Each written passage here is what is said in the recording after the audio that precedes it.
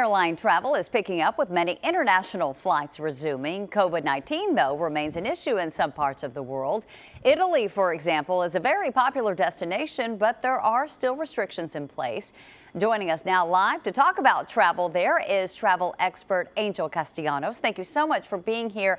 I want to first start with your flight to Italy. How was it? You know, it was a little unusual because there were some requirements in order to enter Italy. So this was deemed one of the COVID tested flights. And those are flights operated by American, United, or Delta into either Rome or Milan. And the three basic requirements are that you have to take a COVID test before boarding the plane, you have to fill out an EU passenger locator form, and then you have to test again upon arrival in either Rome or Milan. Okay, so you really have to plan accordingly here. Oh, absolutely. And one of the smartest things that I did do is actually book an appointment for my COVID test when I arrived in Rome. For example, Delta takes care of that for their customers, but other airlines, United and American, don't. So it was really up to me to try to skip the queue and make sure that that was all sorted. But once that negative test comes in, you're essentially footloose and fancy free in Italy. Okay, that flight, though, was it a pretty full flight? It was about 30% full. It still was not at capacity, and I can tell you it was mostly Italians returning back to Italy.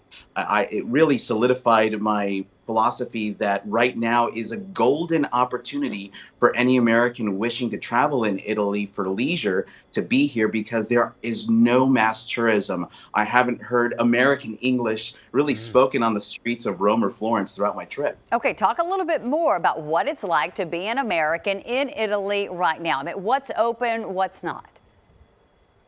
Well, certain museums are requiring reservations, especially on the weekends.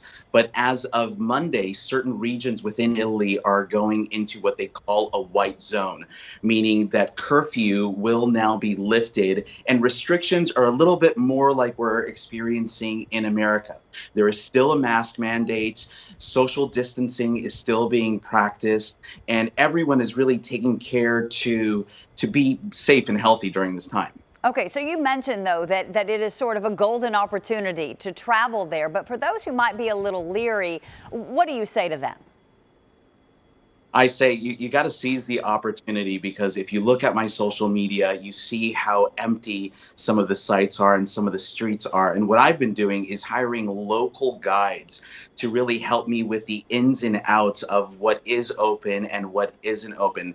They're the ones who have the boots on the ground and have a clear idea of when things are being much easier when it comes to travel. You know, I've had an amazing time because I've hit the major cities like Rome, Florence, Bologna, and now I'm in beautiful Lake Como, which is ideal for social distancing and outdoor activities.